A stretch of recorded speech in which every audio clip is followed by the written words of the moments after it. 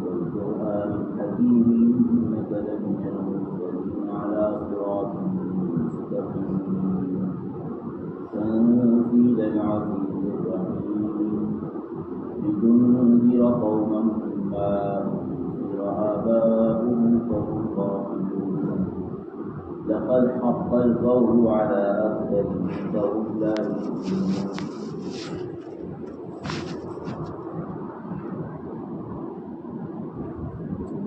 یاسین جیسا کہ کہا گیا تھا کہ اس کے حقیقی معنی اور یقینی معنی تو کسی کو معلوم نہیں،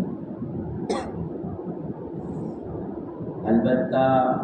کیا مراد ہو سکتا ہے، کون سے معنی کی طرف اشارہ ہو سکتا ہے، تو اس سلسلے میں یہ بھی ہو سکتا ہے کہ یاسین یہ نبی کریم صلی اللہ علیہ وسلم کا نام ہو، یہ بھی ہو سکتا ہے کہ یہ سورت کا نام ہو، اور سورت میں آگے جو کچھ بیان کیا جا رہا ہے یاسین کے 2 حرف سے اس کی طرف اشارہ ہو، جیسا کہ کہا گیا تھا کہ یہ کوڈ ورڈ کی طرح کہ بہت سی مرتبہ پورے مضمون اور پورے آرٹیکل سے 1-2 حرف سے اشارہ کر دیا جاتا ہے، تو یہاں یہ قوی احتمال ہے کہ اس صورت میں جو مضمون بیان کیا جا رہا ہے، جو چیزیں آ رہی ہیں، ان کی طرف 2 حرف سے اشارہ کر دیا گیا، اور یہ بھی ہو سکتا ہے کہ یہ اللہ تبارک و تعالیٰ کے ناموں میں سے کوئی نام ہو یاسین، اسی لیے علماء نے لکھا ہے کہ یاسین نام رکھنا یہ درست نہیں ہے، اس احتمال کی وجہ سے کہ یہ اللہ کا نام ہو، لیکن یاسین جو نام رکھتے ہیں وہ دوسرا نام، یعنی جس کو ہم لکھیں گے یا الف سین یا نون یاسین، اور یہ یاسین یعنی 2 حرف، تو یہ والا نام رکھنا تو درست نہیں ہے، لیکن وہ والا نام رکھنا جس کو ہم یا الف اور سین یا نون یعنی 5 حروف سے لکھیں گے، وہ نام رکھنا درست ہے، اگرچہ بولنے میں دونوں کا تلفظ ایک ہی طرح کا ہے۔ وہ نام سورہ صافات میں آیا سلام علی الیاسین، تو وہاں سلام علی الیاسین میں ایک قرات ہے سلام علی آل یاسین، تو معلوم ہوا کہ یاسین وہ کسی نبی کا یا کسی بڑے شخص کا نام تھا، تو وہ نام درست ہے، لیکن یہ نام مکروہ ہے۔ والقرآن الحکیم، قسم ہے اس قرآن کی جو حکیم ہے، واو قسم کے لیے آتا ہے، یہاں اللہ تبارک و تعالیٰ نے قرآن کی قسم کھائی۔ اللہ تبارک و تعالیٰ اپنے کلام پاک میں اگر کوئی قسم کھاتے ہیں تو ایک تو جس چیز کی قسم کھائی جا رہی ہے اس کی اہمیت کو اور اس کی عظمت کو بیان کرنا مقصود ہوتا، کیونکہ قسم کسی معمولی چیز کی نہیں کھائی جاتی، قسم کھائی جاتی ہے کسی بڑی چیز۔ عرف میں بھی لوگ بھی اگر قسمیں کھاتے ہیں تو وہ بڑی چیز کی قسم کھاتے ہیں، تیرے باپ کی قسم، تیرے سر کی قسم، اگر جائز ہے یا نہیں ہے یہ مسئلہ الگ ہے، لیکن لوگ بھی معمولی چیز کی نہیں قسم کھاتے کہ تیری انگلی کی قسم، تیرے پیر کی قسم، تیرے گھر کی قسم، تیرے جوتے کی قسم، یہ کوئی نہیں کہتا، ہاں یہ کہتے ہیں کہ تیرے باپ کی قسم، تو ان کے باپ کا مقام بہرحال کوئی بھی ہو اس کے نزدیک بڑا ہی ہوتا، تیرے سر کی قسم۔ انسان کے پورے جسم میں سر کا مقام ظاہری اعتبار سے بھی اونچا ہے اور حقیقی اعتبار سے بھی اونچا ہے۔ تو قسم جس چیز کی کھائی جاتی ہے تو اس کے غیر معمولی ہونے کی طرف اشارہ ہوتا ہے۔ تو اللہ تبارک و تعالیٰ بھی جن چیزوں کی اپنے کلام پاک میں قسم کھاتے ہیں تو وہاں ان چیزوں کی اہمیت کی طرف اشارہ ہوتا ہے کہ یہ معمولی چیز نہیں ہے۔ مثلا اللہ نے قسم کھائی والعصر، زمانے کی اور زندگی کی قسم، تو یہاں یہ بتلانا ہے کہ انسان کی زندگی کوئی معمولی چیز نہیں ہے، کیونکہ انسان کی اسی دنیاوی زندگی پر اس کی آخرت کی کامیابی اور ناکامی کا مدار ہے۔ وہ زندگی ہی کی اہمیت ہے، زندگی صحیح ہوگی تو کامیابی ہوگی، زندگی اگر درست نہیں ہوگی تو اس کا نتیجہ اور اس کا رزلٹ وہ خسارے اور نقصان کی شکل میں ظاہر ہوگا۔ وَالضُّحَىٰ وَاللَّيْلِ إِذَا سَجَىٰ، یہ اوقات کی قسم کھائی جا رہی کہ چاشت کا وقت اور رات کا وقت، تو چونکہ یہ اوقات میں سے قیمتی اوقات ہیں ان کی اہمیت کی طرف اشارہ کرنا مقصود ہے۔ اور دوسرے اللہ تبارک و تعالیٰ نے قسم کھانے کے بعد جو بات کہی ہے جس کو علمی زبان میں کہتے ہیں جواب قسم،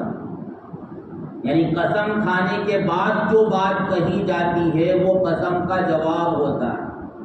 تو جس چیز کی قسم کھائی جا رہی ہے اس میں اس جواب کے لیے دلیل ہوتی ہے۔ جس چیز کی قسم کھائی جا رہی ہے مقسم بھی جس کو کہا جاتا ہے، تو وہ دلیل ہوتی ہے جواب قسم کے لیے۔ یہاں قسم کھا کر جو بات کہی گئی ہے وہ یہ کہ آپ اللہ کے رسول ہیں،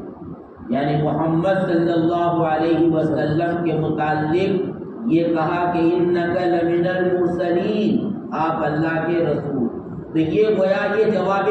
قسم کھا کر جو بات آگے کہی گئی وہ یہ کہی گئی ہے کہ محمد اللہ کے رسول ہیں۔ تو محمد کے اللہ کے رسول ہونے پر کیا دلیل ہے؟ تو یہ قرآن حکیم اس کی دلیل، قرآن حکیم یہ دلیل ہے اللہ کے رسول کی رسالت کی۔ اور دلیل کیسے ظاہر ہے کہ قرآن حکیم ہے، یعنی قرآن ایسا کلام ہے کہ آج تک اس جیسا کلام انسانوں کی جماعت میں سے کوئی بھی جماعت نہیں کہہ سکی۔ قرآن حکیم ایسا کلام ہے کہ آج تک اس کی کسی آیت کو کوئی جھٹلا نہیں سکا، غلط ثابت نہیں کر سکا۔ قرآن ایسا کلام ہے کہ جو برسوں پہلے نازل ہوا لیکن آج تک وہ اسی طرح ہدایت کے لیے، رہنمائی کے لیے تیار ہے جیسے اس وقت تیار تھا جس وقت یہ نازل ہوا تھا۔ یہ معمولی خصوصیت نہیں ہے، میں آج کوئی بات کہہ رہا ہوں تو ہو سکتا ہے کہ کل جا کر مجھے دوسری بات کہنا پڑے، 2 مہینے کے بعد مجھے تیسری بات کہنا پڑے، جس کو کہتے ہیں اپڈیٹ کرنا،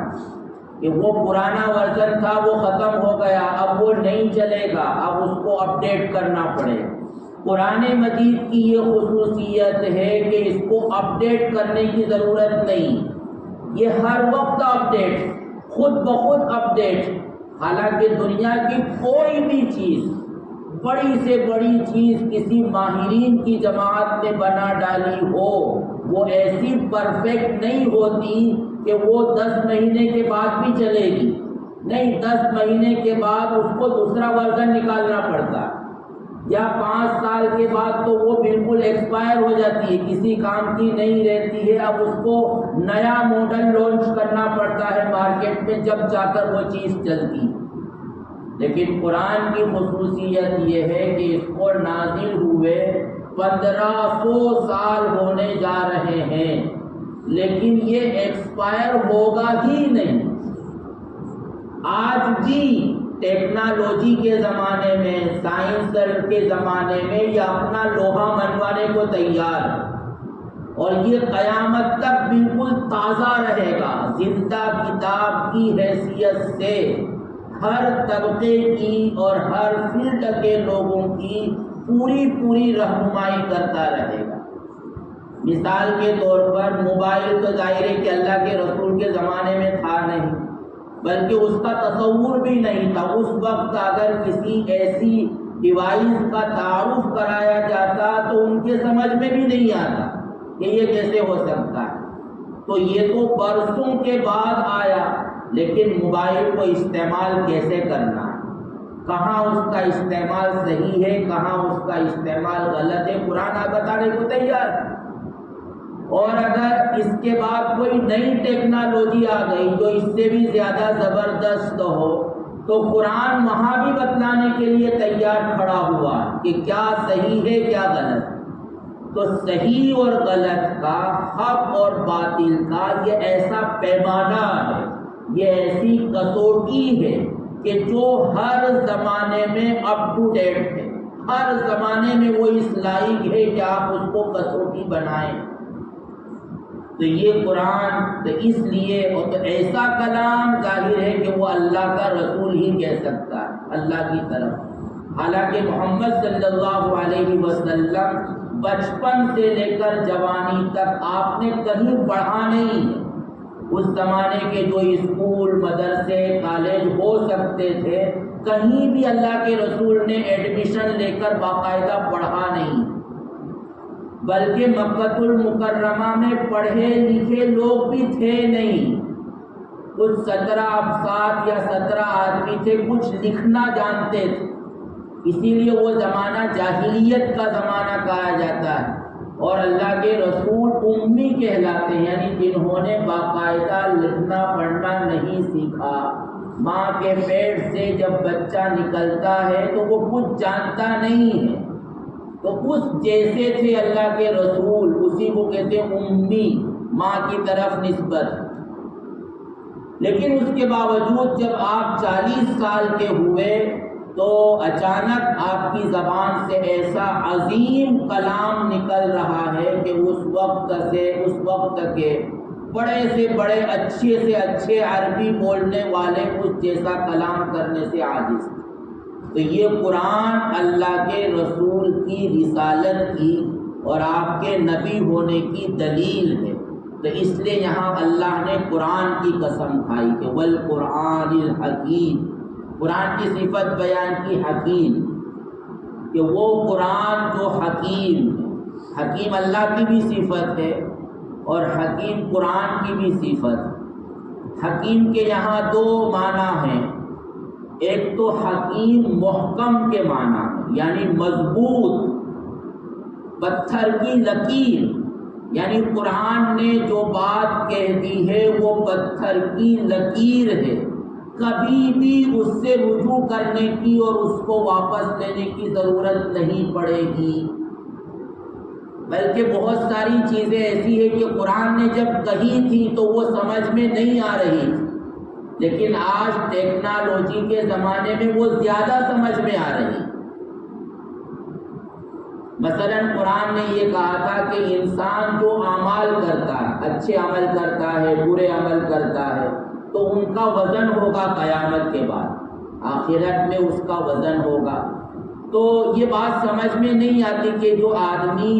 عمل کرتا ہے، مثلا ہم نے ابھی نماز پڑھی، تو ظاہر ہے کہ نماز کا کوئی مادی، اس کا کوئی مٹیریل نہیں ہے کہ اس کو باندھ کر کوٹلی بنا کر کہیں رکھ دیا ہے اور ایک زمانہ آئے گا کہ اس کوٹلی کو تولا جائے گا۔ میں بول رہا ہوں، یہ بولنا عمل ہے، تو ظاہر ہے کہ یہ میں نے بولا وہ فضا میں ختم ہو گیا، اس کا کوئی حصی وجود نہیں ہے کہ اس کو ہم پکڑ کر کہیں رکھ دیں، اس کو ہم کیچ کر لیں۔ تو یہ بات سمجھ میں نہیں آتی تھی کہ یہ کیسے ہوگا کہ انسان کے عمل کو تولا جائے گا۔ تولی تو وہ چیز جاتی ہے کہ جس کو ہم پکڑ سکتے ہو، کوئی مادہ ہو، وہ کوئی مٹیریل ہو اور جس کے اندر کوئی وزن ہو، اس کو ہم تولتے ہیں۔ لیکن ٹیکنالوجی نے یہ ثابت کر دیا کہ ہاں عمل کا بھی وزن ہوگا، کیونکہ آج گرمی اور سردی کو بھی ناپا جا رہا ہے۔ ٹیمپریچر کتنا بتا رہی ہے گھڑی، وہ ناپا جا رہا ہے، اور انسان کے جسم میں کتنی گرمی ہے اس کو بھی ناپا جا رہا ہے۔ انسان کے خون کے اندر جو اجزاء ہونا ضروری ہے وہ کتنے ہیں ان کو بھی آج ناپا جا رہا ہے۔ یعنی کوئی چیز ایسی نہیں ہے کہ جس کو آج ناپا اور تولا نہ جا رہا ہو۔ ہواؤں کو ناپا جاتا ہے کہ ہوا کتنی رفتار سے چل رہی ہے، حالانکہ ہوا نظر آنے والی چیز نہیں ہے، پکڑی جانے والی چیز نہیں ہے، اس کا کوئی مادہ اور مٹیریل نہیں ہے، لیکن آج ایسے آلات موجود ہو گئے کہ ہوا کی رفتار کو وہ بتلاتے ہیں۔ سورج کی روشنی زمین پر کتنے سیکنڈ میں پہنچ جاتی ہے، ٹیکنالوجی نے بتلا دیا، حالانکہ اس کے ناپنے کے لیے بظاہر ہمارے پاس کوئی سامان موجود نہیں۔ تو اگر انسان کا عمل ناپا جائے تو اس میں کوئی تعجب نہیں ہے،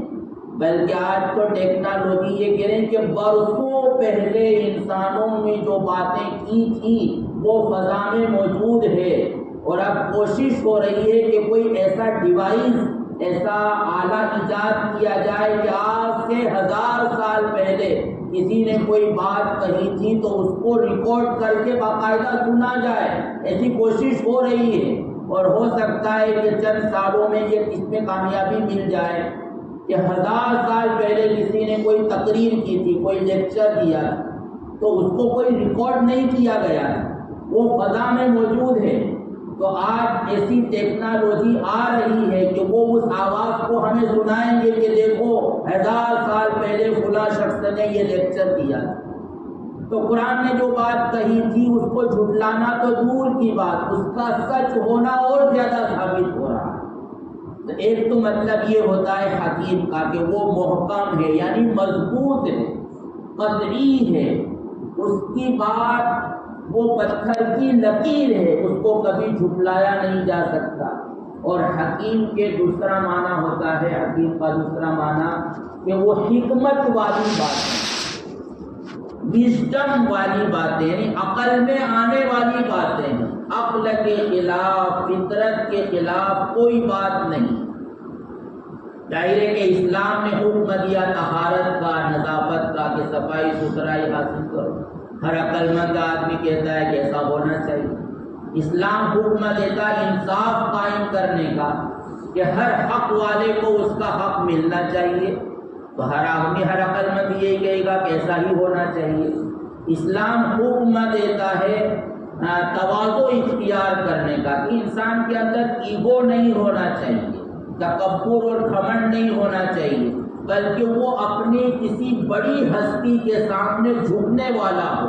اپنے کو چھوٹا بنا کر پیش کرے۔ یہ صفت ہر کوئی پسند کرتا ہے۔ اسلام حکم دیتا ہے سماحت کا، چشم پوشی کا، کہ کوئی کسی کی طرف سے اگر میرے مزاج کے خلاف کوئی بات پیش آ گئی تو میں اس کو اگنور کر دوں، میں اس کو معاف کر دوں، اس کو سمجھا کر بات کو جانے دوں۔ ظاہر ہے کہ ہر کوئی یہ کہتا ہے۔ تو جتنے بھی احکام شریعت نے، اسلام نے دیے ہیں، وہ انسان کی یعنی عقل مندی والی باتیں، ایسی باتیں نہیں ہیں کہ جس کو انسان کی عقل قبول کرنے کے لیے تیار نہ ہو، ورنہ بہرحال وہ چیز آگے آ رہی۔ تو یہ مطلب ہے حکیم ہونے کا کہ قرآن حکیم ہے، یعنی اس کی بات مضبوط ہے، محکم ہے، اور اس کی باتیں حکمت والی ہے اور عقل والی ہے۔ اور پھر یہ قسم کھا کر کہا کہ انک لمن المرسلین، آپ اللہ کے رسول ہیں، علی صراط مستقیم، اور سیدھی راہ پر ہیں۔ علی صراط مستقیم یعنی قسم کھانے کے بعد دو باتیں کہی، ایک تو یہ کہ آپ اللہ کے رسول ہیں، یعنی آپ کے رسول ہونے میں کوئی شک نہیں، دشمنوں نے بھی اعتراف کر لیا کہ ایسا کامیاب انسان کہ جس نے مختصر زندگی میں ایسا انقلاب پیدا کر دیا ہو کہ لوگوں کی سوچ بدل گئی، لوگوں کی فکر بدل گئی اور ان کی زندگی کا طریقہ بدل گیا۔ آج تک دنیا میں کوئی ایسا انسان نہیں آیا کہ مختصر زندگی میں، یعنی چیزیں تو مہینوں اور سالوں میں بدل جاتی ہیں۔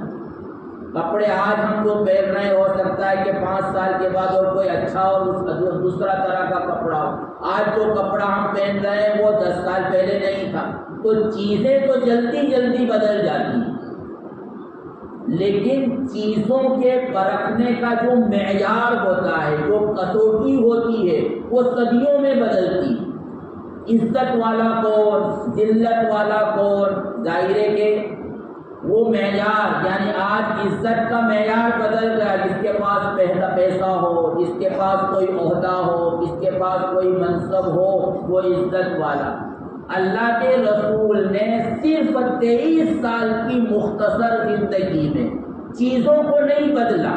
رہنے سہنے کے طریقوں کو نہیں بدلا، بلکہ زندگی کے معیار کو، کسوٹی کو بدل دیا، اچھائی اور برائی کی کسوٹی کو بدل دیا، عزت و ذلت کی کسوٹی کو بدل دیا۔ وہ لوگ فخر کرتے تھے اپنے باپ دادا پر، اللہ کے رسول نے ان کا مزاج بدل دیا اور یہ بتلایا کہ اب اگر فخر کے قابل اگر کوئی چیز ہے تو وہ دینداری ہے۔ اللہ کے رسول صلی اللہ علیہ وسلم کا زمانہ، جس زمانے میں اللہ کے رسول مبعوث ہوئے، وہ جاہلیت کا زمانہ تھا، تو وہاں خاندان پر فخر کیا جاتا تھا۔ اللہ کے رسول نے ان کا مزاج ایسا بدل دیا کہ خاندان کوئی چیز نہیں، یعنی وہ اپنے خاندان کے سوا کسی آدمی کو قبول کرنے کے لیے تیار نہیں تھے۔ لیکن بلال حبشی آئے، سلمان فارسی آئے، صہیب رومی آئے، انہوں نے ان کو اس طرح قبول کر لیا کہ گویا وہ انہی کے خاندان کا ایک فرد ہے، انہی کی قوم کے رہنے کے اندر رہنے والا ایک آدمی۔ تو یہ اللہ کے رسول نے ان کے مزاج کو، ان کی فکر کو، ان کی سوچ کو، عزت و ذلت کے معیار کو، کسوٹی کو بدل کر رکھ دیا تھا 23 سال کے زمانے میں۔ تو آپ اللہ کے رسول ہیں اور صراط مستقیم پر ہیں، سیدھے راستے پر ہیں۔ یہ دو باتیں قسم کھا کر یہاں کہی گئی۔ اللہ تعالیٰ ہمیں قرآن سے محبت اور عشق عطا فرمائے۔ سبحان اللہ، سبحان اللہ۔